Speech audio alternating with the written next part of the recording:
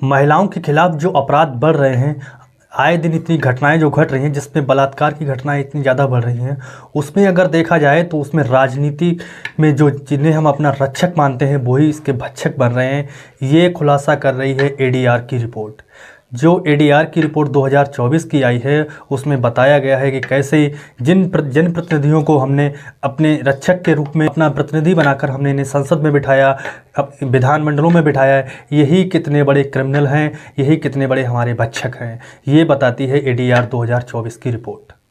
आज की वीडियो में हम एडीआर 2024 की रिपोर्ट के बारे में ही चर्चा करेंगे, जिसमें हम आपको बताएंगे कि जो पार्टियां अपने आप को महिलाओं के हितैषी मानती हैं, चाहे भारत की कोई भी राजनीतिक पार्टी हो, एक भी राजनीतिक पार्टी ऐसी नहीं बची है जिस पर महिलाओं के खिलाफ अपराध के इनके प्रतिनिधियों पर, इनके नेताओं पर मुकदमे दर्ज ना हो। तो बात करते हैं सबसे पहले एडीआर रिपोर्ट 2024 में देश भर के लगभग 4693 मौजूदा विधायकों और सांसदों के हलफनामों की जांच की गई है, जिसमें से 151 ऐसे सांसद और विधायक हैं जिन पर महिलाओं के खिलाफ आपराधिक मुकदमे दर्ज हैं, जिसमें से 16 सांसद हैं और 135 विधायक हैं। ये कितनी अजीब बात है, कितनी सोचने वाली बात है, जिनको हमने संसद में बैठाया है, पार्लियामेंट में बिठाया है, अपना प्रतिनिधि बनाकर, वही प्रतिनिधियों के ऊपर बलात्कार जैसे मुकदमे तक दर्ज हैं। अभी जो रिपोर्ट आई है, इसमें देखा गया है कि 16 तो जनप्रतिनिधि ऐसे हैं, 16 नेता ऐसे हैं जिन पर बलात्कार का मुकदमा दर्ज है। आईपीसी की जो धारा 376 थी वो दर्ज है उन लोगों पे। तो ये सोचने वाली बात है कि हम कहाँ जा रहे हैं, हम अपने जनप्रतिनिधि कैसे चुन रहे हैं। क्या ऐसे जनप्रतिनिधि हम लोगों को बचाएंगे? इन लोगों के लोग जैसे ही इन घटनाओं में शामिल होंगे, क्या ये हम लोगों की मदद करेंगे? इनमें से 2 सांसद और 14 विधायक हैं जिन पर बलात्कार का मुकदमा दर्ज है। तो ये सोचने वाली बात है, इसको एक बार ज़रूर सही से सोचें कि हम कैसे नेताओं को चुन रहे हैं। एक दूसरी बात सोचने वाली ये बात है कि जिन नेताओं पे सबसे ज़्यादा मुकदमे दर्ज हैं महिलाओं के खिलाफ, उसमें नंबर 1 पर है पश्चिम बंगाल। क्योंकि और ये देखा जाए, पश्चिम बंगाल में तो जो मुख्यमंत्री हैं वो ममता बनर्जी हैं, एक महिला ही हैं। तो ये राजनीति इस मोड़ पर आ चुकी है कि जिसमें कुछ भी सही गलत नहीं दिख रहा है। सिर्फ एक पार्टी को जिताऊ नेता चाहिए, बस उसको वोट हो, उसके पास पैसा हो, चाहे कितने भी आपराधिक मुकदमे दर्ज हों, आपको टिकट मिल जाएगी, आपको पार्टी चुनाव लड़ा देगी। दूसरे नंबर पर आंध्र प्रदेश है एडीआर की रिपोर्ट के अनुसार। तीसरे नंबर पर जो है वो है उड़ीसा। उड़ीसा के 17 विधायकों पर महिलाओं के खिलाफ आपराधिक मुकदमे दर्ज है। अगर इसको पार्टी वार अगर हम देखें तो जो पार्टी आई थी, एक नारा देकर आई थी कि Beti Bachao Beti Padhao, BJP party. BJP देश में नंबर 1 है इन आपराधिक मुकदमों में। सबसे ज़्यादा अगर किन्हीं नेताओं पर, किन्हीं जनप्रतिनिधियों पर मुकदमे दर्ज हैं तो उसमें बीजेपी नंबर 1 पर है। इसके 54 विधायक सांसदों पर आपराधिक मुकदमे दर्ज हैं।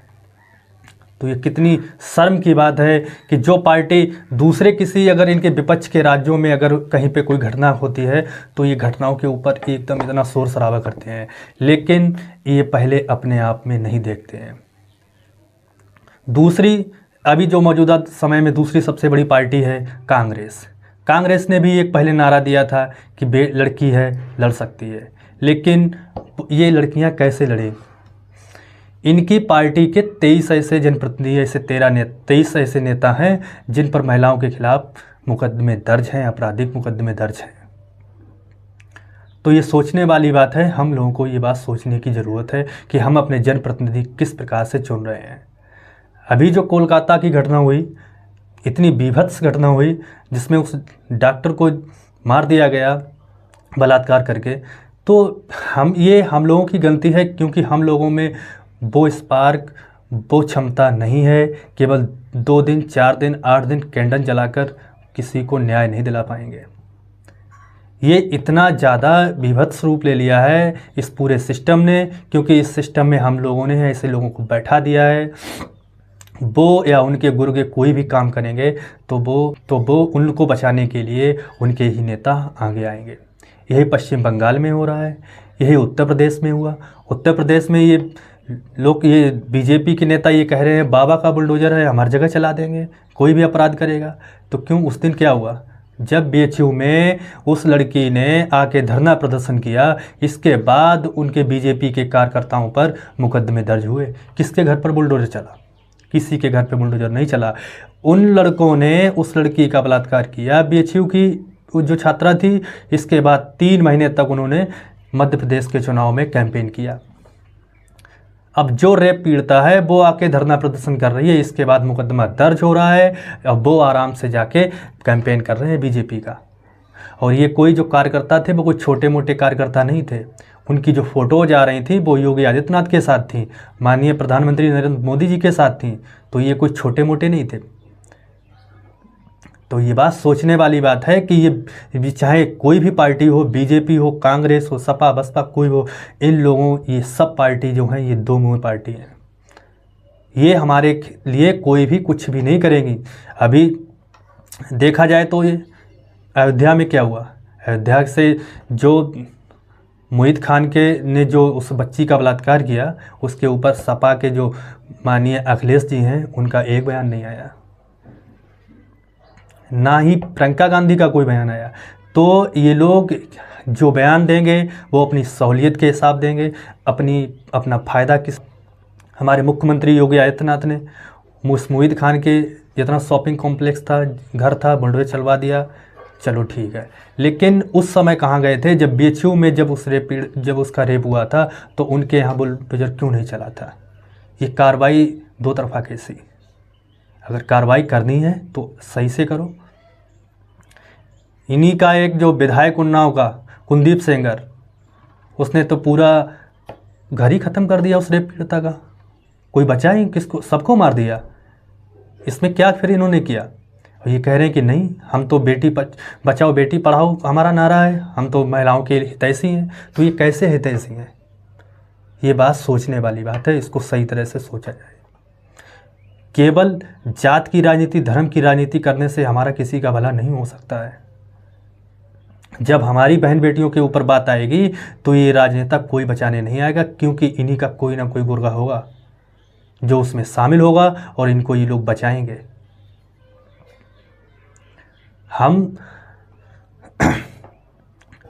हमारे पास लोकतंत्र में ताकत है, तो हम उस ताकत को ऐसे इस्तेमाल क्यों कर रहे हैं? क्यों हम लोग पैसे के लिए या किसी छोटी मोटी चीज़ के लिए ऐसे नेताओं को चुन रहे हैं जिन नेताओं के ऊपर ऐसे मुकदमे दर्ज हैं? हमें पता है कि ये गलत है, फिर भी हम इन्हीं को वोट दे देते हैं। पैसे के दम पर किसके बदले? तो इस लोकतंत्र का कोई मतलब ही नहीं है। लोकतंत्र में हम अपनी सरकार बना रहे हैं, अपनी सरकार चुन रहे हैं, तो ऐसे लोगों को भेजें ना जिनका पूरा चरित्र ही सही हो। इन लोगों को हम भेज रहे हैं, ये हमारी गलती है। और ये दिन पे दिन ये क्राइम बढ़ रहा है, दिन पे दिन ऐसे ही नेताओं की जनसंख्या ज़्यादा होगी जो विधानमंडल और विधान परिषदों और संसद में बैठेंगे।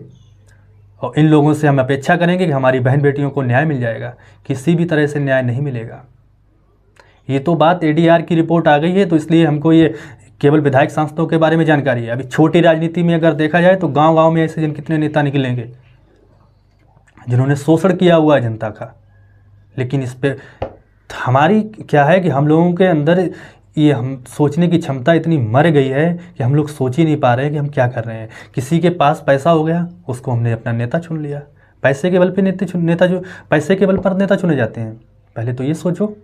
तो भाई फिर पूरे 5 साल हम लोगों के साथ शोषण करेंगे, बाद में हम न्याय मांगते घूमेंगे, कुछ नहीं मिलेगा।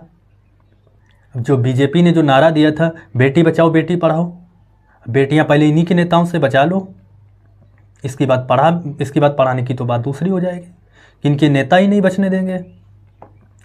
पहले बचा के तो दिखाओ इन लोगों से। चाहे कोई भी पार्टी हो, हर पार्टी में इसी तरह से लोग भरे पड़े हैं। एक अच्छा अगर आदमी खड़ा हो जाए, उस आदमी वो चुनाव नहीं जीत पाएगा, क्योंकि उसके पास इतना धन और बल नहीं है। आज की राजनीति में, आज की डेमोक्रेसी में यही एक काला सच है कि जिसके पास जितना पैसा है, जिसके पास जितना बाहुबल है, वही चुनाव जीतकर विधानसभा में और संसद में बैठेगा। वही लोग जब इसी तरह के लोग जब बैठेंगे तो वो हमारे लिए अच्छे कानून कैसे बनाएंगे, अच्छी व्यवस्थाएं वो कहाँ से देंगे? ये सोचो, ये सोचने वाली बात है। जब हम साफ स्वच्छ छवि के लोगों को, जब हम अपना प्रतिनिधि चुनेंगे, जब वो लोग संसद में बैठेंगे, जब वो लोग विधानसभाओं में बैठेंगे, तो वो लोग उस हिसाब से बनाएंगे ना हमारे लिए कानून। हमारे ये धरना प्रदर्शन करने से कुछ नहीं होगा, कुछ नहीं बदलेगा।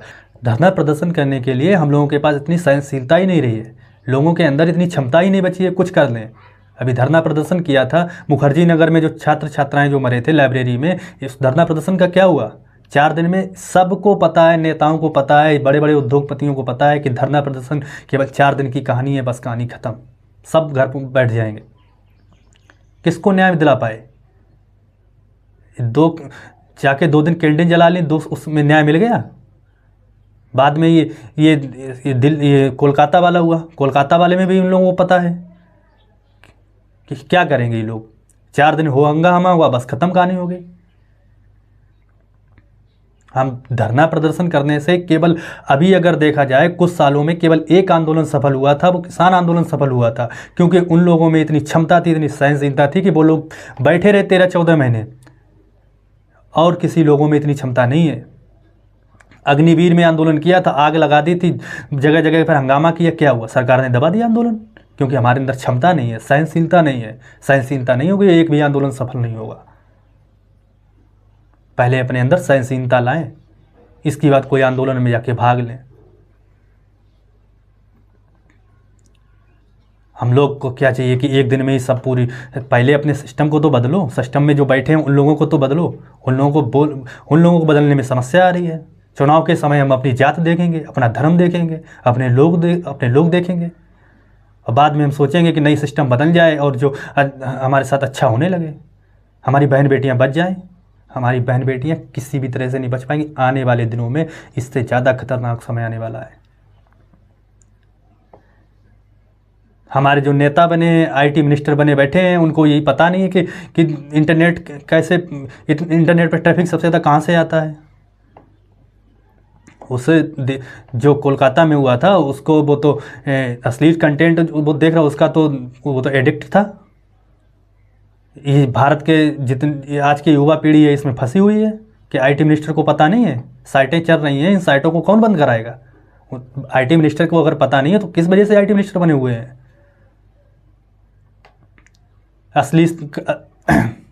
अश्लील कंटेंट की पूरे गूगल पे भरमार पड़ी हुई है, साइटें खुलेआम चल रही हैं, इसको कौन बंद कराएगा?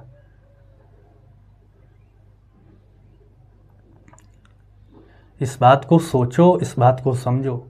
हम ऐसे नेताओं को चुने, ऐसे जनप्रतिनिधियों को चुने जो हमारा ख्याल रख सकें, ऐसी स्वच्छ छवि के हों जो हमारे लिए उसी तरह के कानून बना सकें।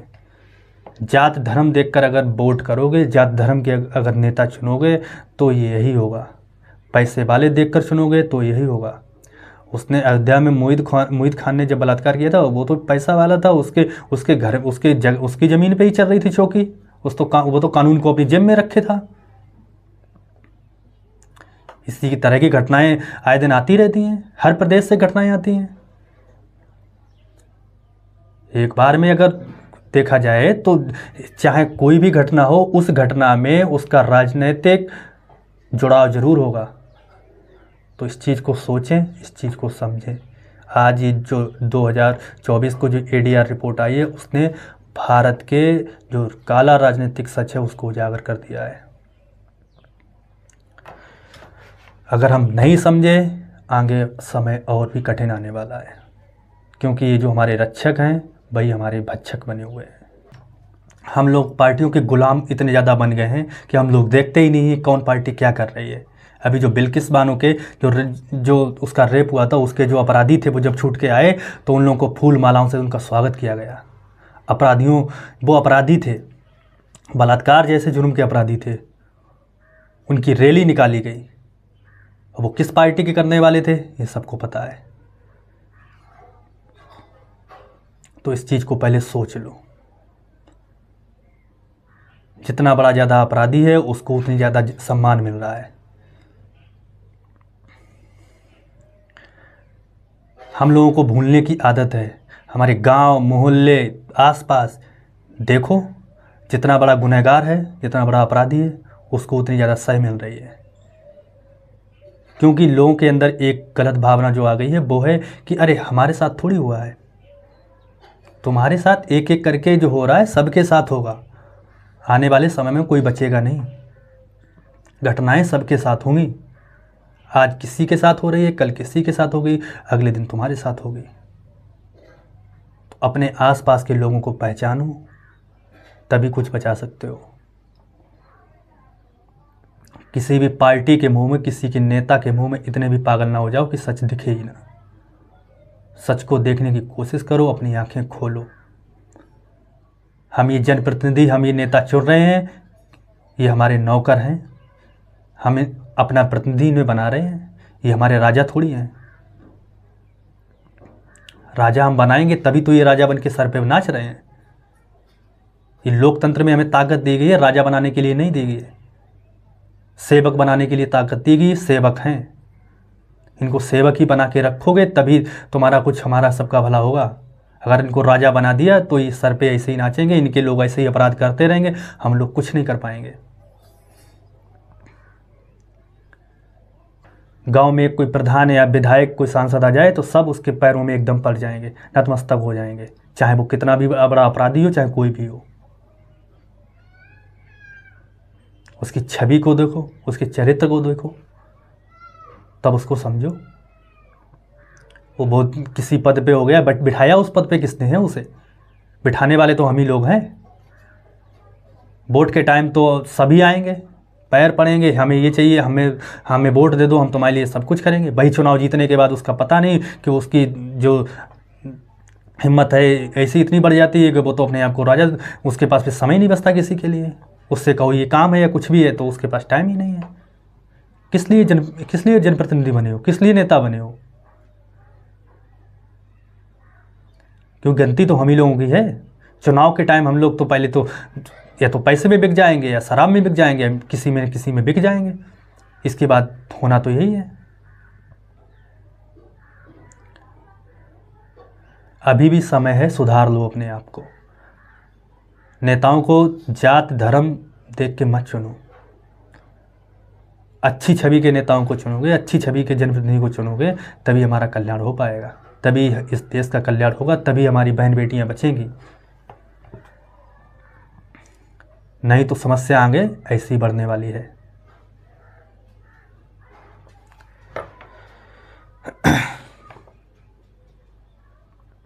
इस बात को समझना, इस पर मनन करना, आगे के लिए इसको सोच लो।